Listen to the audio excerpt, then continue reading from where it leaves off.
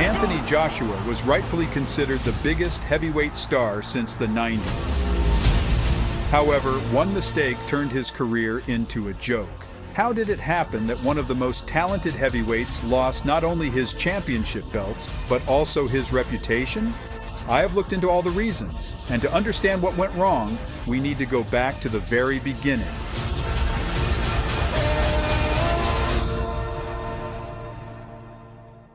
Joshua's homeland is the English town of Watford, but his family roots go to the Nigerian Yoruba ethnicity. Anthony's great-grandfather became rich by trading with Europeans, and with this money, he sent his children to study in England, where one of his sons married an Irish woman. This is how Anthony's father, Robert, was born. He was drawn to his historical homeland. It was there that he met Anthony's mother, Yetu. Joshua spent a few years in Nigeria before his parents divorced, and the boy returned to England with his mother. At school, Joshua did various sports, excelled in athletics and football. He was 18 years old when he started boxing. Some would say it's too late. But a year later, he won his first major tournament and became a champion of the country. Anthony needed only 18 fights to become the best amateur heavyweight in Britain. After going to the European Championships, Joshua was stopped by Romanian Mihail Nestor. For the first time in his life. However, 21-year-old Nigerian Briton planned to rematch at the World Championship in Baku. There, he unexpectedly knocked out the current champion Roberto Camarelli. However, it did not go without the help of the judges. And he does it, the English. In the final, the local boxer, Mohamed Rasul Medjidov, was fighting Joshua. The boxers decided to make a show for the crowd. Joshua took the first round thanks to long combinations. From Joshua, and he's already at the Azerbaijan. But in the second round, Medjidov broke the course of the fight. Putting that jab out. Another big right hand. The rocked Briton after the knockdown did not stop answering, and even more, he increased the tempo. It was hard to identify the winner in the exchanges. The judges stood on the side of Medjidov, who beat the opponent by 1 point. Again, the 1-2 from Joshua. Oh, the bell has gone, it's all over. The silver of Baku opened Anthony's way to the 2012 home Olympics. For his performance in London, he postponed the start of his professional career, although he was already offered more than $50,000 for his debut. The way to the final of the home Olympics did not go very easily. Joshua, in close fights, beat the points of the Cuban Erislani Sabona, the nephew of the legendary Felix Sabona. Work, that's it. Lovely stuff from Joshua. Then he took the victory from Chinese and Kazakh boxer Ivan Dichko. Oh, that look representing Great Britain. And his opponent from Kazakhstan, who's been put under. In the battle for gold, Joshua again faced with Roberto Camarelli, the champion of the Beijing 2008 Olympics. The Italian smashed Anthony's defense with explosive series of punches. Joshua was not inferior in speed, but in the exchanges, he still loved. In the last round, both boxers began to work more ferociously. He's got up the work on it again. That's better. The fight was on the counter courses. He's feeling the pace.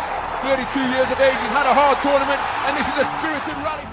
Yahi judges counted 18-18, but the last point was for the Briton, which is why Anthony became the winner. This decision was criticized by many, but it does not negate Joshua's hard work. Fun fact the day before, Alexander Usyk won his gold medal in the category up to 91 kilograms. World champion. 24-year-old Anthony Joshua, or as he is called, AJ, waited almost a year before announcing his professional debut. His first opponent was Emanuele Leo with a record 8-0. who did not last the whole round. He is getting tattooed here, and he has to go, and the time is about. Is it that easy? Well, no, it isn't. Not going down the road, but that's the kind of start you want when you're taking your... Joshua were promoted as a big star. In the next 5 months, he scored 4 knockouts. None of the opponents could hold on until the 3rd round. That's enough, but it is. He's in no hurry. Oh, that might be the end of that. In the 6th fight, Joshua fought at the legendary Wembley Stadium in the undercard of the local star Carl Frank. My guard up there as Joshua died. Oh, that right hand uppercut!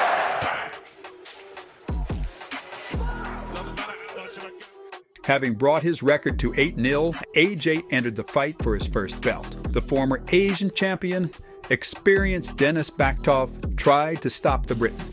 The Russian barely survived the starting 3-minute, and the referee intervened in the 2nd round. But again, just too sharp and too powerful. Well, I thought he was stopping it. He should be, And he will, and he has. Anthony Joshua! Anthony won the WBC International Championship, but did not reduce the pace. Joshua will continue to collect scalps of passing rivals. Nobody made it past the 3rd round. Says that will do it right there. Heaven's sake! Of the fighter he once was, and a right hand lays him out. Beautifully timed by Anthony Joshua. Soon, AJ Main evented at the legendary O2 Arena in London. He was up against undefeated Scottish boxer Gerry Cornish with a record of 22-0. Everyone expected that it was he who would be able to provide at least some resistance to Joshua. The fight was for the British Commonwealth title. Unfortunately, there was no drama. Joshua dropped Cornish in the 1st minute. Very sharp here, and nails it with a right hand inside the 1st minute. Cornish down.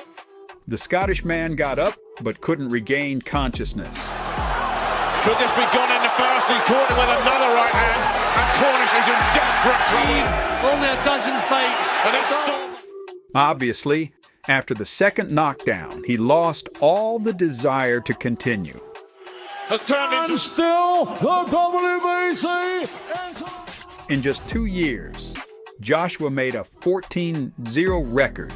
With 14 finishes, the Briton has completed a period of easy opponents. Now he was waiting for his old friend Dillian Whyte, who was a similar pro fighter with a 16-0 record. Hay already fought as amateurs, where Whyte confidently won, sending Anthony to the floor. But after, he was in the shadow of AJ's success. Now he tried to snatch the title of the most promising prospect from Joshua. Yes, Whyte is also English. He started aggressively, and Anthony immediately took the rules of the game. We get to see, Joshua nails him with a left hand, Whyte.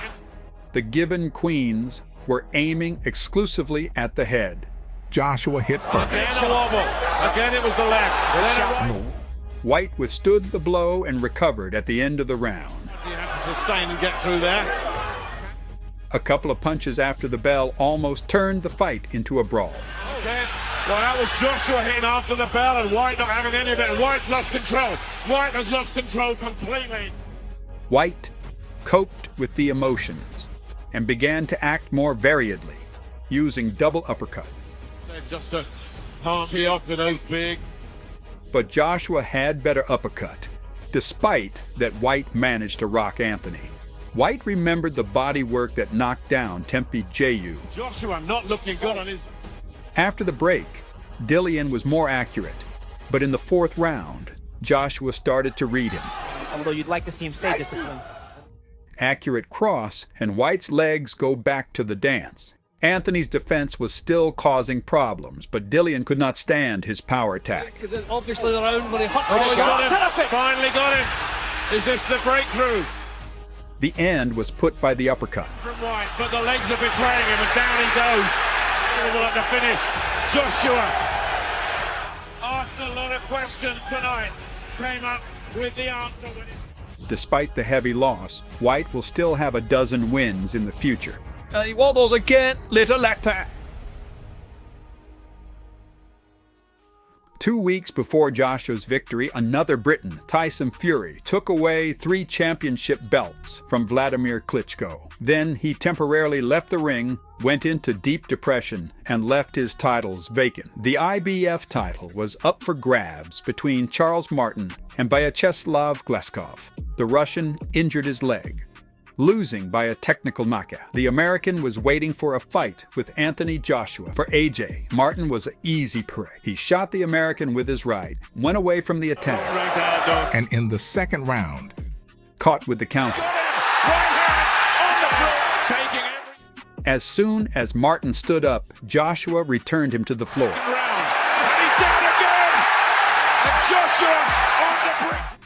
The referee stopped the beating, and the audience received a champion, which they have been waiting for a long time. A champion who knocks out, knows how to box, and is not afraid to fight. Reverberate around the world of heavyweight. Of course, not everyone recognized his status.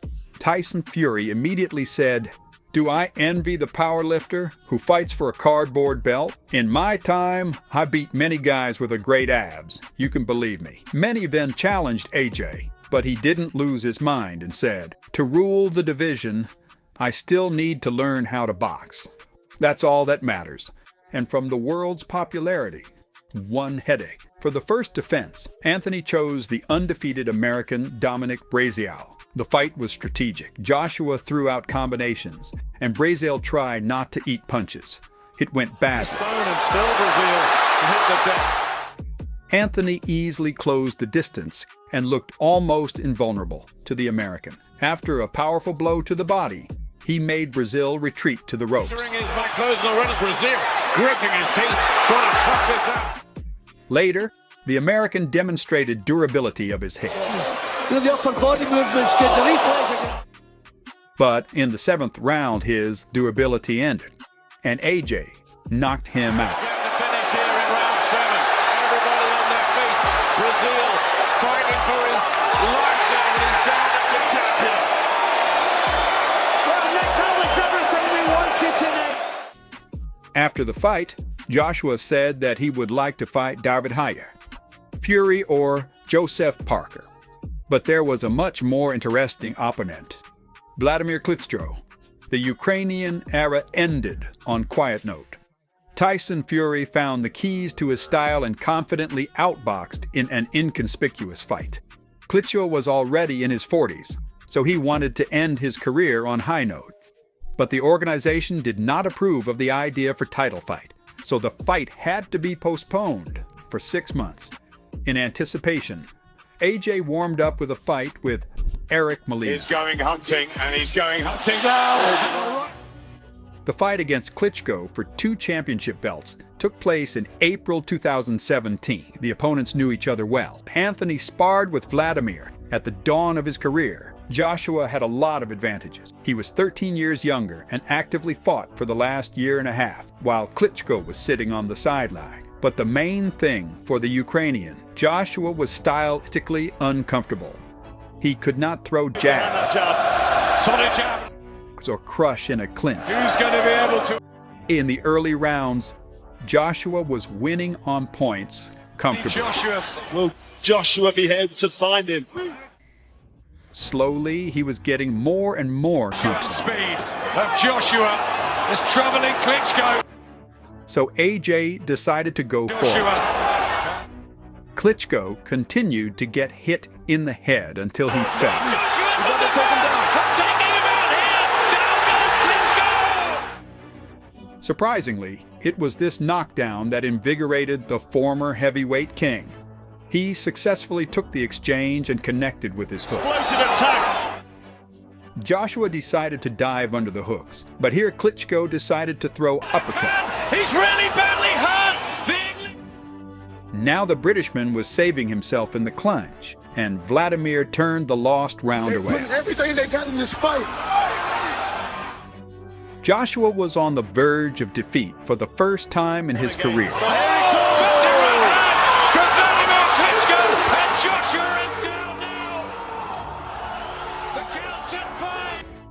Nevertheless, he got up and endured all the attacks of the Ukrainians. So Anthony Joshua's hold up under the fire. Another left hook from Vladimir, but he was stopped in the amateurs. Is he going to be...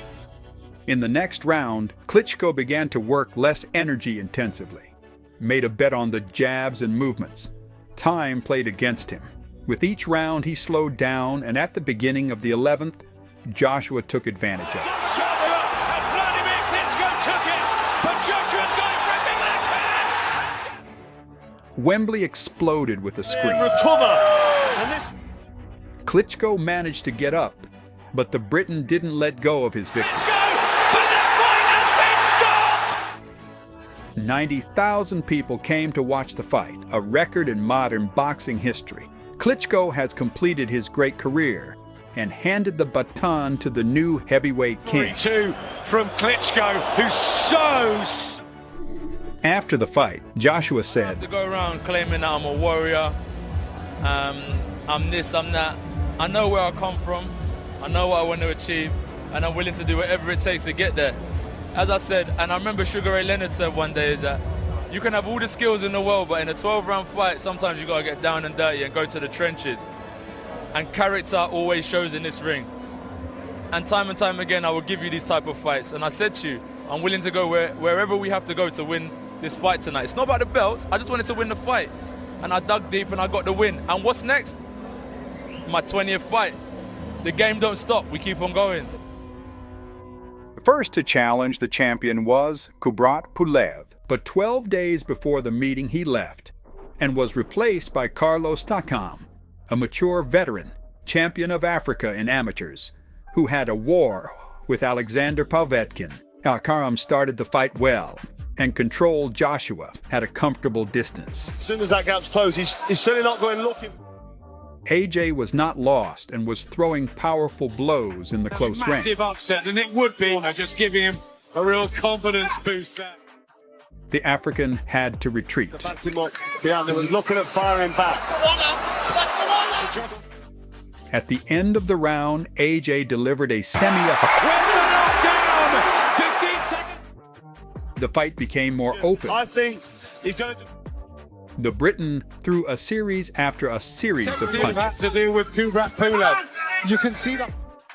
But Takam defended well and found the strength to respond. This is good work from Joshua, body and head, back comes tackling. He's trying to cause what will be one of the big...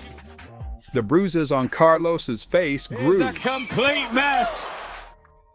In the 9th round, he was examined by doctor, and in the 10th round, Joshua delivered several accurate blows and the referee stopped. His world heavyweight titles.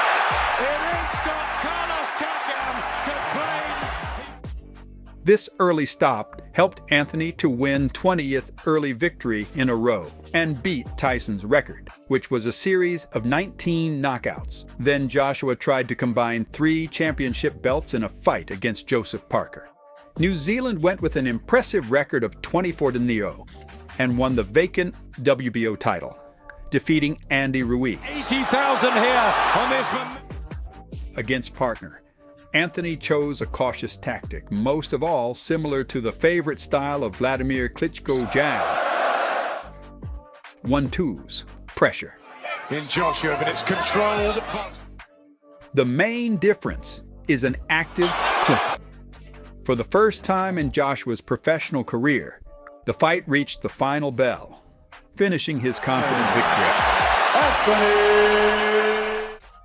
Next in line was 39-year-old Alexander Povetkin. He made his debut in the pro after winning the Athens Olympics in 2004. He waited a long time for big fights and lost to Klitschko, but then restarted his career and gave several successful years in sports. In the fight against Joshua, Povetkin came already a seasoned veteran, lost in the past conditions, but accumulated the maximum experience. Russian Vityaz was getting closer to smarter than that, so more often hit and less miss. Eyes on that right hand.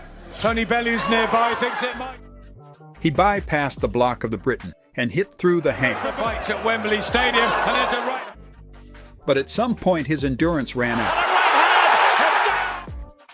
After 2 knockdowns, the referee intervened. And right now, Joshua with a big left hand, and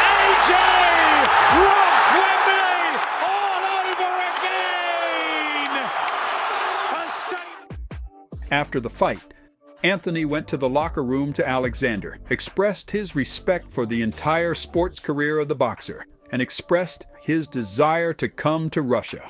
A year later, they met at the hotel, and Joshua thanked Povetkin again, this time for the fact that he took his picture.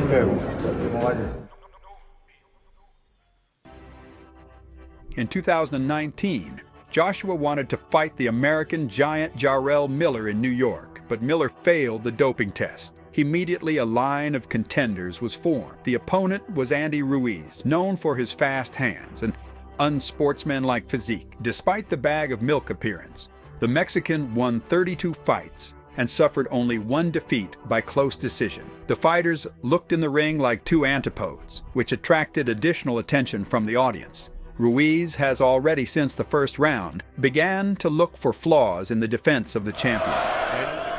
Maybe patient is the better word, is Ruiz. Joshua sometimes froze during his attack and got into unnecessary Nice exchange. combination up top and a good exchange from Josh. In the third round, he sent Ruiz to the floor. And there he goes down! Big delivery from Anthony Joshua. Right over the right hand. But trying to finish him off, he missed. And Joshua's down! He could not crush the Mexican in exchanges, nor could he avoid the second knockdown. Joshua, and a flurry. Joshua's down again! The break was enough to recover, especially since Ruiz took a break. However, in the fifth round, the Mexican raised the tempo again. Joshua used it for a successful counterattack. Hook there, doubles up, and now... It seemed that the champion had returned the initiative, but the Mexican did not let go. In the seventh round, he delivered his best series. Back to Joshua, and Joshua in trouble, losing his footing. After another knockdown, the referee didn't let the Brit to continue. His mouth guard had gone out. That's it! This upset became the biggest in the modern history of boxing. Andy immediately became a very popular fighter. His popularity skyrocketed. He was invited to American late-night shows. The edits with the title Little Fatty Puts on the Pump Giant became viral on social media. Obviously, after such a resonance, revenge was inevitable. Joshua approached him with a different attitude. He dropped 5 kilos to increase speed and return to the careful tactics of fighting. Ruiz, in turn, for the first time received a giant fee, bought a huge mansion, Rolls-Royce, a couple of G-class cars, and gained an additional 7 kilos. Although he promised to lose weight to become even more mobile in the ring. With such a mood, the fight was no longer hidden by that intrigue. Ruiz tried to work in the same way, all the time stepping and charging the right. That left jab, that's the right. Good right. Big right. But now Joshua shifted, not letting himself get caught, controlled the opponent with the front hand. When necessary, he connected the right. Due to the constant activity of the Briton, Ruiz simply could not find a moment for the explosion. As a result, Joshua wins the fight after 12 rounds. The next fighter on the list is Pelea. Like many good fighters of his generation, he collided with Vladimir Klitschko, but then did not lose for 6 years. His winning streak was interrupted in the fight against AJ.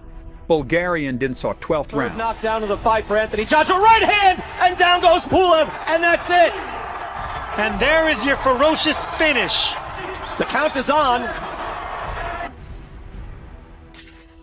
The next logical step for Joshua was a bout against Tyson Fury for the title of undisputed heavyweight world champion.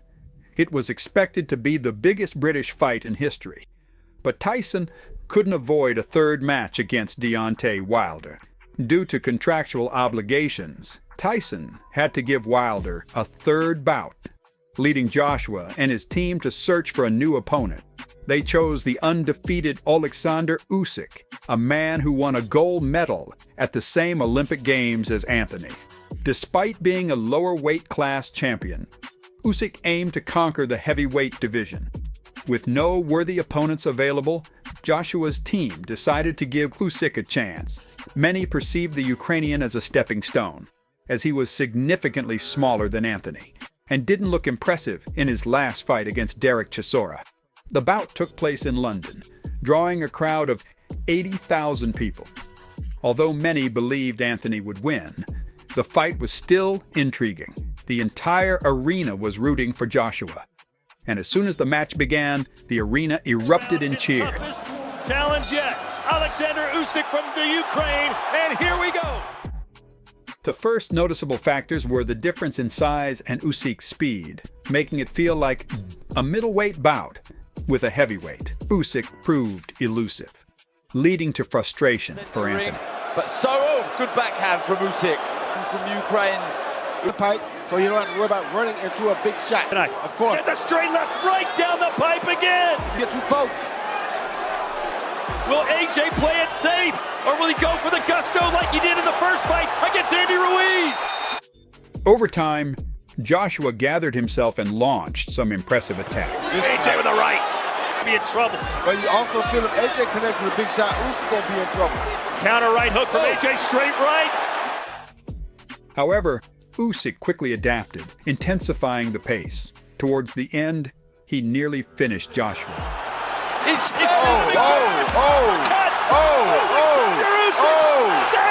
AJ is in trouble.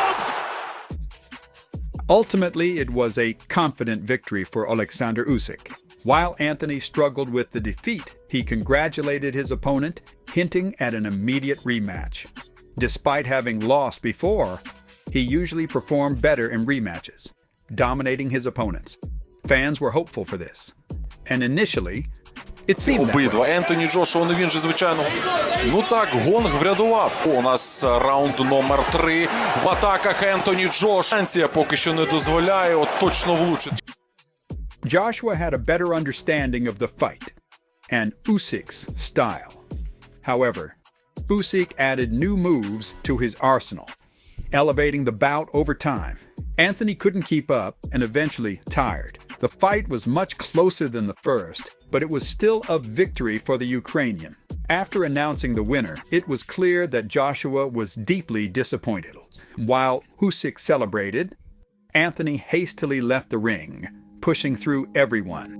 Unexpectedly, he decided to return and delivered one of the strangest speeches in boxing history.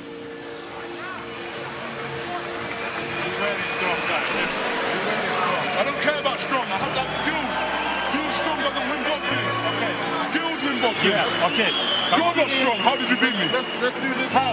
Because of skills. Let's do this. I had character. Let's do determination. Where's the mic?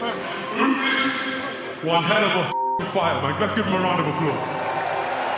Oh, man. So that's just emotion. Wait, I'm talking. Okay. If you knew my story, you would understand the passion. I ain't no amateur boxer from 5 years old that was an elite prospect from my youth, bro. I was going to jail. I see some hype little youths in Reading jail. I got bail and I started training. Because if I got sentenced, I wanted to be able to fight. I bust my case. But cousin Benga, where's he at? G14, raise your hand. I'm stealing this, Usyk, sorry. But it's because passion we put into this, man. Guys, I'm telling you, this guy, to beat me tonight, maybe I could have done better.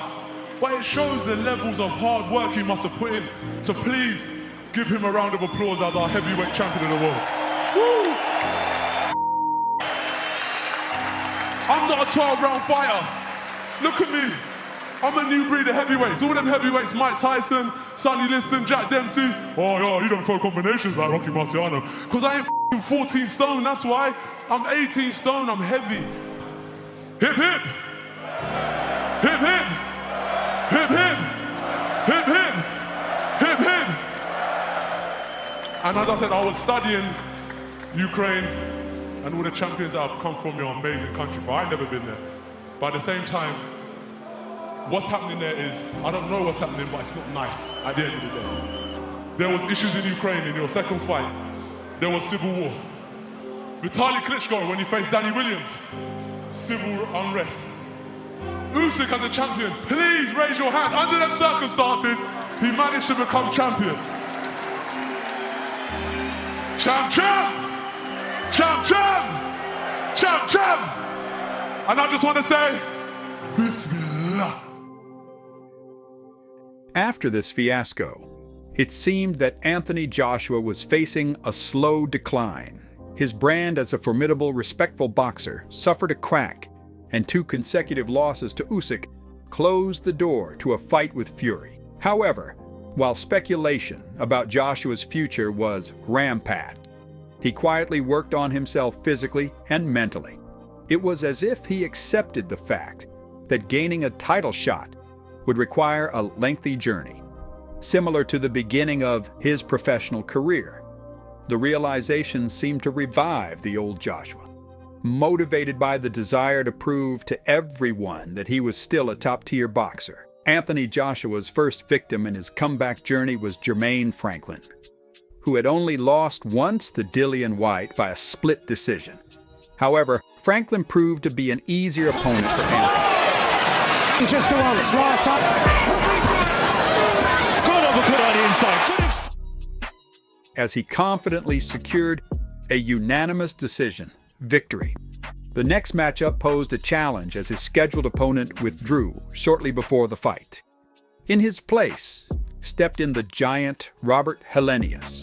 Joshua strategically worked against Helenius, using feints and slowly setting up his knockout blow, which came in the 7th round. Is not a mug. Brutally knocking out his opponent. While the previous fight went unnoticed by the wider audience, this performance reignited excitement around Anthony. This led to his next bout in a super tournament in Saudi Arabia, where the best heavyweights competed in a pseudo-tournament. The first matchups featured Tyson Fury against Francis Ngannou, a boxing world champion, against an MMA world champion. Surprisingly, Ngannou performed much better in his debut boxing match. That's better. Sharp, chop kick. Oh! Many believed he had won against Fury, although the judges disagreed. Tyson Fury retained his undefeated record and prepared for a bout against Alexander Usyk for the undisputed championship. Next in line were the matchups between Deontay Wilder and Joseph Parker, and Anthony Joshua against Otto Wallin. Expectations were high for victories by Wilder and Joshua, setting the stage for a potential super fight between them, and the ultimate showdown against the undisputed champion, whether Fury or Usyk. Unexpectedly, Deontay Wilder had no chance against Joseph Parker, crushing hopes for a super fight with Anthony. In the main event of the evening, AJ faced Otto Wallin, who had given Tyson Fury a tough fight. However, against Joshua, Wallin looked frightened and struggled to engage in the bout. Joshua took advantage. And after a powerful attack at the end of the 5th round, Wallin decided not to continue the fight. Anthony Joshua thus secured a 3-fight winning streak and reclaimed his position in the heavyweight rankings. However, he opted not to rematch Joseph Parker, whom he had already defeated. Instead, he made an unexpected choice to face UFC champion Francis Ngannou, the man many perceived as a worthy opponent after his impressive debut against Tyson Fury. This decision aimed to prove that AJ deserved another chance to challenge for the championship. Despite a solid fight against Fury, it's important to remember that Ngannou is still not a boxer. For Joshua to earn respect, he needed not just to win, but to do it in spectacular fashion. It seemed impossible, considering Francis had never been knocked down in his life, but Anthony surprised everyone. First, he sent the UFC champion to the canvas, then finished him with a knockout. No one doubted that Anthony was back. 4 consecutive wins gave him the chance to challenge Daniel Dubois for the championship. Their rivalry had a much longer history than it seemed at first glance.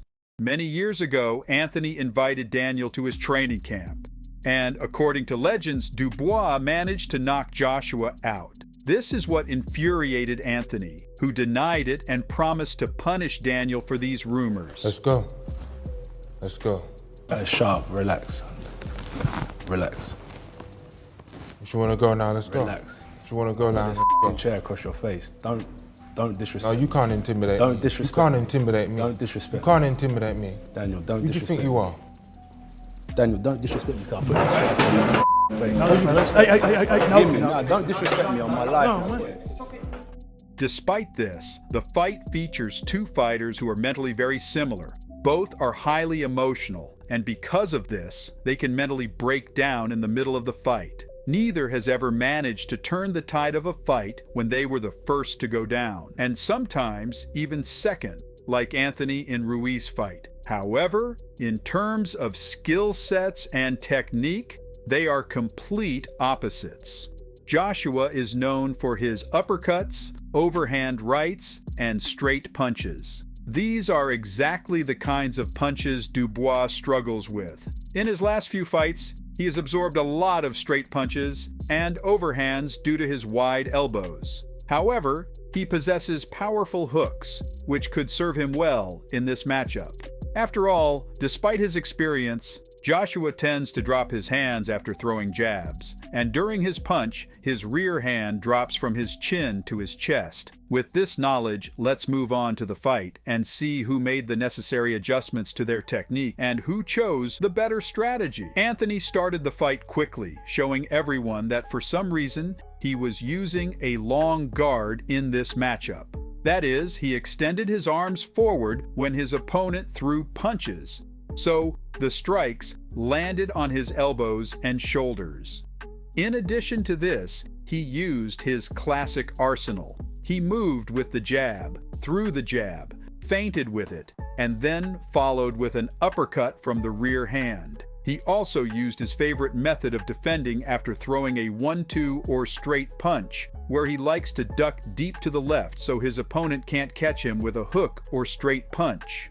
But on this night, for some reason, Joshua forgot to duck with his hands by his chin, but so far, this wasn't an issue. Dubois feinted a pressuring move, pretending he was about to press AJ, and for some reason, Joshua amateurishly extended his hand and quickly dropped it, after which, Daniel landed a real punch, sending Anthony to the canvas. At this point, knowing the characters of the fighters, the fight was essentially decided. As I mentioned earlier, both fighters are mentally fragile, and neither has ever come back in their career after being the first to be knocked down. In the second round, AJ began to make his classic mistakes. After throwing the jab, he dropped his hand to his chest, which Dubois took advantage of by landing a powerful counter jab. This punch visibly stunned Joshua, and Daniel pounced on him. Dubois used the same feint as at the end of the first round. One fake move was enough for Joshua to drop his lead hand to his waist.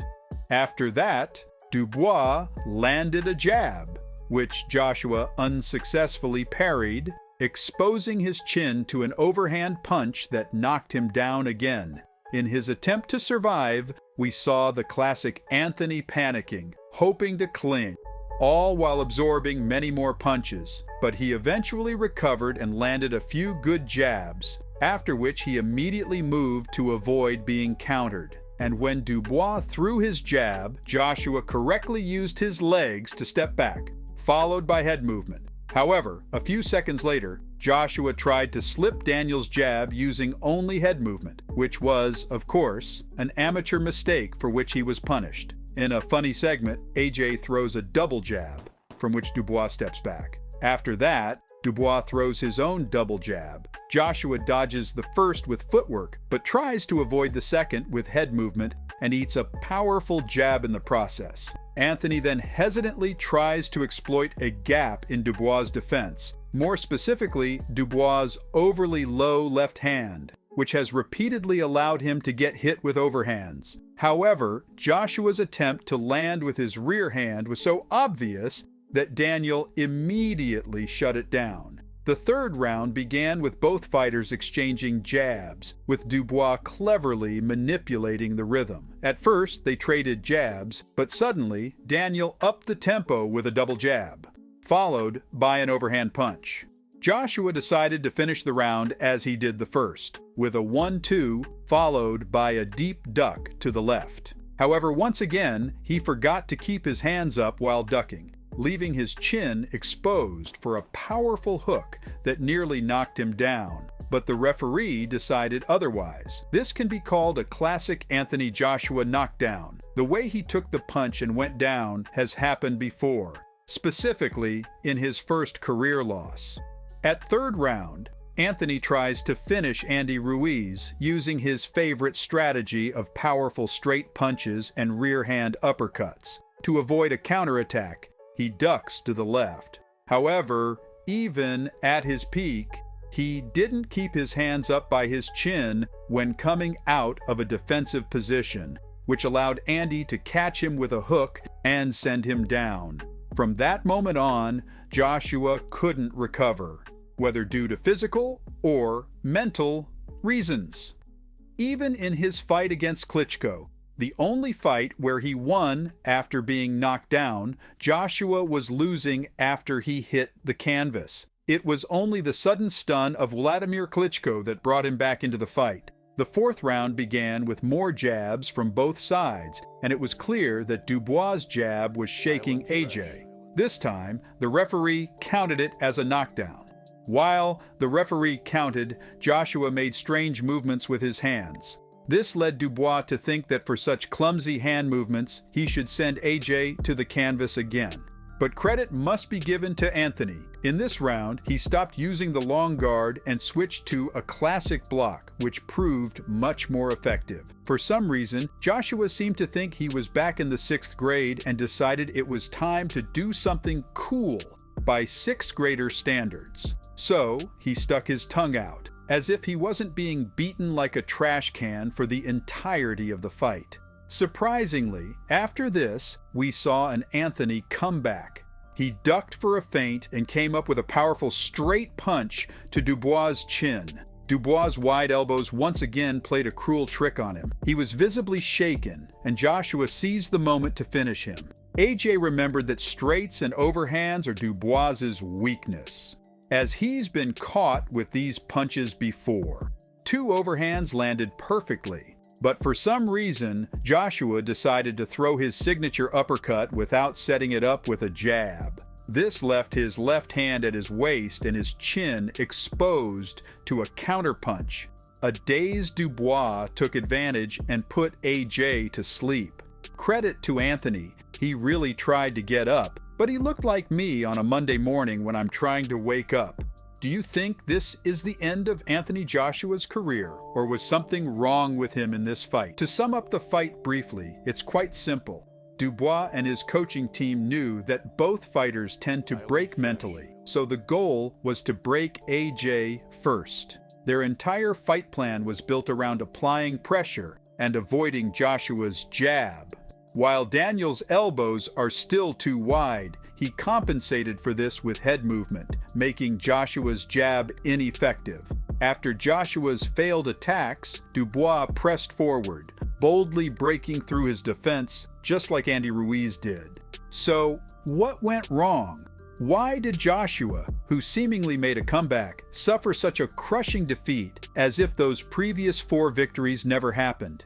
The key is to objectively analyze the situation. All 4 of Anthony's recent opponents entered the ring primarily for the money, not for victory. Yes, of course, they would have liked to win, but their main goal was to earn a paycheck. Ngannou had said before his fight with Joshua that he was in boxing mainly for the money. Otto Wallen simply gave up midway through the fight.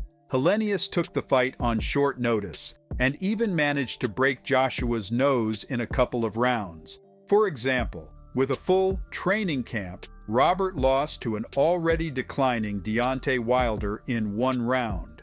In other words, his streak of 4 wins isn't as impressive as his promoters want us to believe. These victories were necessary to restore Anthony's confidence. Which brings us to the second problem. Joshua often confuses confidence with arrogance.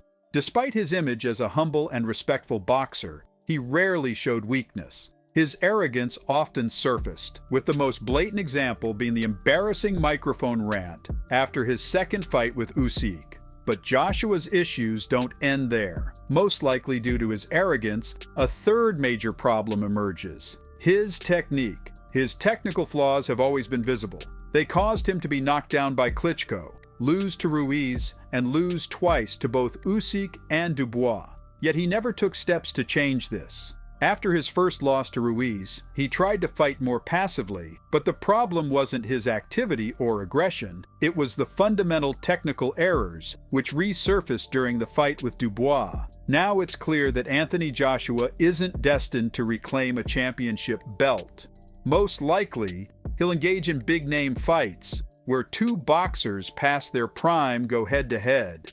Specifically, we're looking at a fight against Deontay Wilder, and a bout against Fury once he loses to Usyk for the second time. In conclusion, despite his downfall and odd behavior, credit must be given to Anthony Joshua. He truly reignited interest in heavyweight boxing and became part of many significant historic moments.